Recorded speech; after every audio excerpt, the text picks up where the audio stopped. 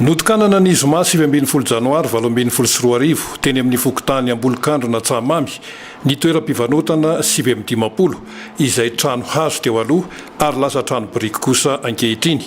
Ny Université Antananarivo no nanome ny tany, ny commune Antananarivo renivohitra kosa no nikarakara ny antota taratasy ary ny mpivarotra no nanangana ny trano izay nanaraka ny toromarika nomeny ny commune Antananarivo renivohitra. Avy hatrany dia manazava ny tsara ho fantatra momba izany indrindra Andriamatoa Roland Ravatomanga, mpanolotsaina manokana ny ben'ny tanàna Lalao Ravalomanana.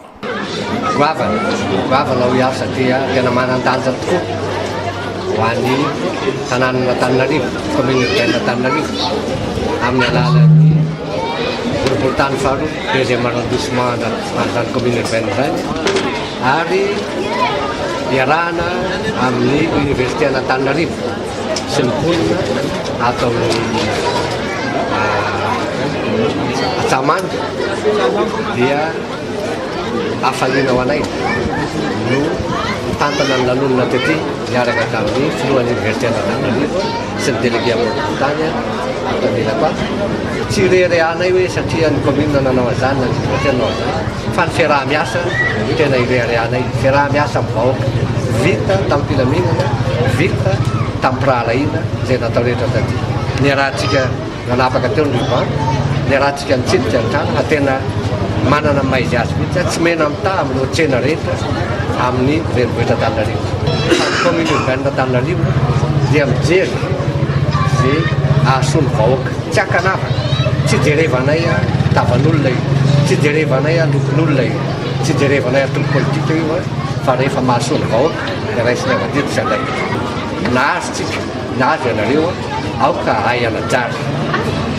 ary mitodika amin'ny vahoaka rehetra manatrika eto ary mitodika koa amin'ny vahoaka Antananarivo tsy hakanavaka. Aoka re ny adila politika, aoka re ny fanendrehana mijanona teo, ny famoahana zava-dehibe fanatanterahana fototra fitasa-goavana ohatrao any tokony irahantsika mentana ary ireharehantsika. Fifaliana sy miteraka fahasambarana ho antsika mponina, tsy ny eto Tsahamamy ihany, tsy ny Ambolokandrona ihany, tsy ny amin'ny université ihany, fa ny fiarahana amin'ny rehetrarehetra izay ny zava-dehibe ka angamba sady afatra lehibe ho an'ny vahoaka no ataoko, afatra lehibe ho an'ny mponina, nefa arahako ny fankasitrahana manokana ny président Université Antananarivo sy ny conseil d'administration tantan'ny Université Antananarivo. Ny afatra farany angamba na dia efa niteneniko tamin'ny kabara azy dia tsiko mampitainareo fikirakira ny serasera dia ny hoe tsara ny mahazo fa mikojakoja sy ny manatsara ary lidalida tazona